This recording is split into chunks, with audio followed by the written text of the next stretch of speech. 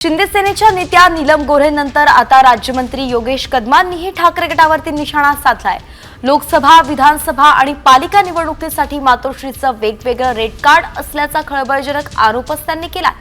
राबणाऱ्या कार्यकर्त्याला तिकीट न देता गिफ्ट देणाऱ्या कार्यकर्त्याला तिकीट दिलं जायचं असं योगेश कदम म्हणाले। परंतु तिकीट वाटपासाठी किंवा एखाद्या व्यक्तीला जर का विधानसभेची तिकीट हवी असेल तर तिथला त्या मतदारसंघामध्ये राबणाऱ्या शिवसैनिकाला ते कधी विचारत नव्हते।